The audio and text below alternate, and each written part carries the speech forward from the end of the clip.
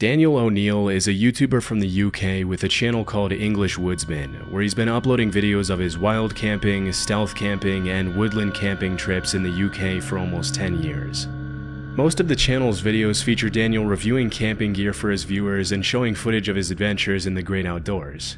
For the most part, they're pretty tame, but in August 2023, he uploaded a video of his camping trip in the woodlands close to his home, and the footage is pretty disturbing. The first part of the video pretty much just shows Daniel walking through the woods and talking to his subscribers, eating berries, and pointing out the sights on the way to the campsite. At several points along the way, he pauses to mention the footprints and garbage he sees lying on the trail, indicating other people had been there in the last few days. Someone's been here. There's a lot of rubbish around here.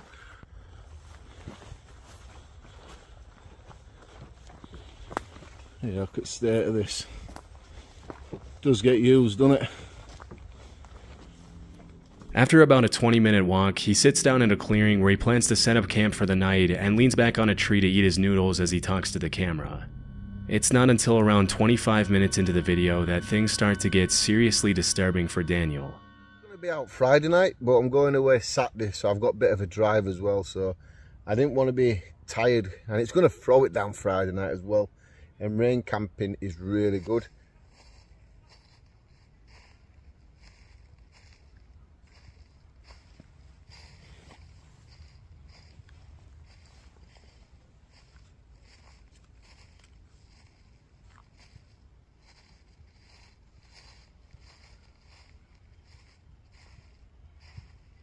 Is that a badger?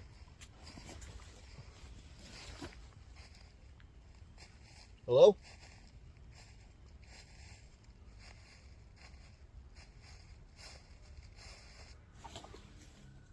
Even though some pretty human-like footsteps could be heard right behind Daniel, as soon as he turns around to scan his environment, there's nobody in sight. What's most disturbing is that as soon as he turned around and yelled hello, the footsteps immediately stopped. For the next few minutes, he sits down and tries to regain his composure as he sips his coffee and eats his noodles, but things only continue to get even more creepy as the sun begins to set.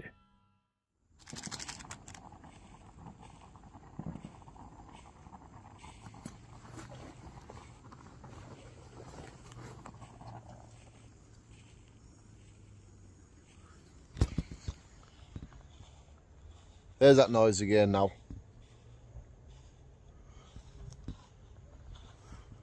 Hello?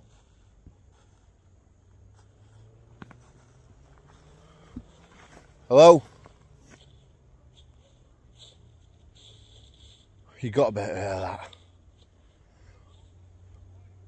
There's nobody here. About 40 minutes into the video, the footstep noises can be heard again, and this time it sounds like they're getting closer to Daniel. By this point, most people would have hightailed it out of there without any hesitation, but Daniel decides to sit back down to finish his dinner as he tries to calm his nerves for the second time. Amazingly, a few minutes later, it almost seems like he completely forgets about the footsteps and manages to think about less disturbing things, which is honestly pretty impressive. But as darkness sets in, the eerie footsteps start up again. I'm going to be honest.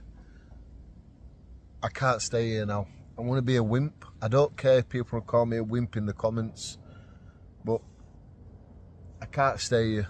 I'm too unsettled. I'm nervous. I've done camping like this loads of times. I think I'm going to go find somewhere else to get this bivvy set up. But I'm leaving this spot.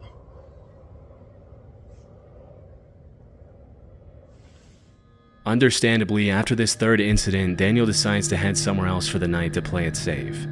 It's hard to know what exactly was making those sounds, but because they sounded very similar to human footsteps, it's possible that Daniel was being stalked by someone in the woods. This is obviously incredibly dangerous, as you can never really trust someone's intentions when you're in such a vulnerable position all by yourself in unknown territory. It was either that or an animal walking through the grass, but because Daniel mentioned the grass was a little wet and wouldn't have made that dry sound if an animal stepped on it, this is pretty unlikely. Also, many people in the comments mentioned that no animal walks that uniform and steady. They stop, go, and change pace constantly. Either way, it's a good thing he decided to leave, because who knows what could have happened to Daniel that night. The Rampant Range is part of a front range of the Rocky Mountains in Colorado, made up of almost entirely public land within the Pike National Forest. In the summer, you'll find lots of bikers enjoying the Rampant Range's elaborate trail system and exploring the great outdoors. For the most part, this part of Colorado is a paradise for anyone who enjoys spending time in nature. But over the past few years, there's been a pretty alarming trend on the rise, with random people setting up wires on trees at just about head height in an effort to seriously injure bikers on the trail. In 2019, a post describing this terrifying trend was uploaded to Facebook. And disturbingly, the uploader mentioned that one of his high school friends had lost his life as a result of running into a similar wire on a trail. Immediately, people jumped into the comments to point out how incredibly messed up it would be to do something like this, and how this kind of evil needs to be categorized as attempted murder if the suspects are ever caught. A couple of years before that post was made, in 2017, 2 motorbike riders uploaded a video to YouTube of their encounter with a similar wire, and although nothing happened to them, it was a very close call.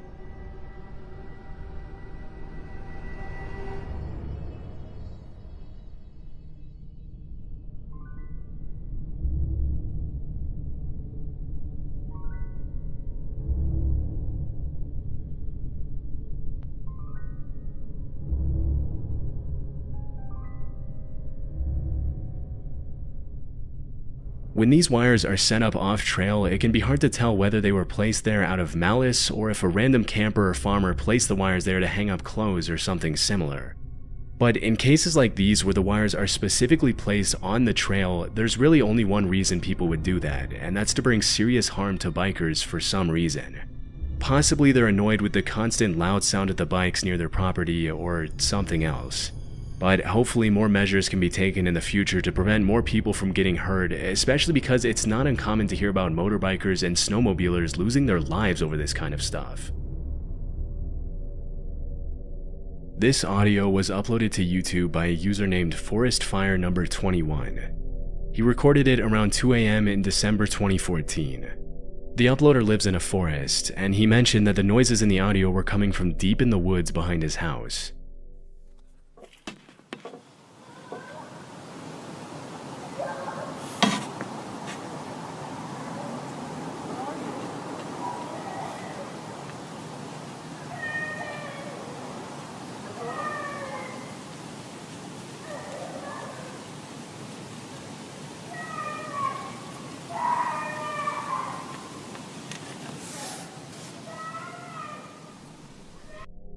It's hard to make out what the child is yelling, but after listening closely, several users jumped in the comments to point out that you can also hear an adult voice yelling, "Where are you?" In addition to the young female voice making most of the noise, this quieter, more subtle male voice that can also be heard in the audio only makes the whole incident that much more disturbing. Near the end of the video, the uploader mentions that after that night he checked the news every day to see if he could find some explanation for the screams, but he never did.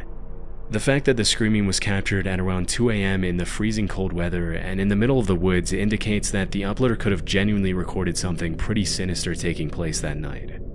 It's hard to tell why the uploader would record and upload the audio instead of immediately calling the police after hearing a female voice in such obvious distress, but at this point there's not much that can be done about it.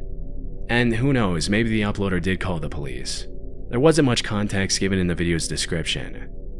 We can only hope that whatever problem happened that night was eventually solved, but based on the shrillness of the screams and the strangeness of the whole situation, we probably won't ever be able to know for sure. Lisa is a life coach and YouTuber who often uploads videos of what it's like living in her van and traveling the country on her own. One afternoon in 2022, Lisa had parked her van on the side of the road and left the side door of her van open while she cooked her dinner inside, when suddenly a sketchy-looking guy approached her, poked his head in her van without her permission, and started asking her some pretty bizarre questions in French, a language Lisa doesn't speak. When she mentioned she didn't understand what he was saying, he pulled out a translator app to try to communicate with her, which obviously made her pretty uncomfortable, especially since she wasn't interested in talking to him in the first place after he invaded her personal space. After watching the guy struggle to use Google Translate for a few minutes, Lisa decided she'd had enough and shut the side door in his face, also closing the curtain to make sure the guy got the hint. Strangely, for over half an hour, the guy then stood outside in the rain and tinkered with the translator app to try to communicate with Lisa, even after she made it more than obvious that she wanted nothing to do with him.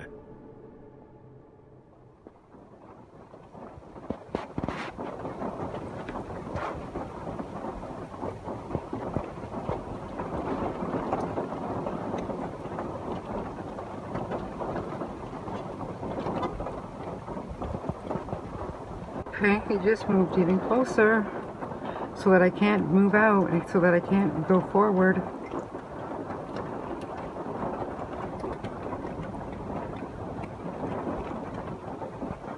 Please leave. Please leave, you sketchy person. Please leave.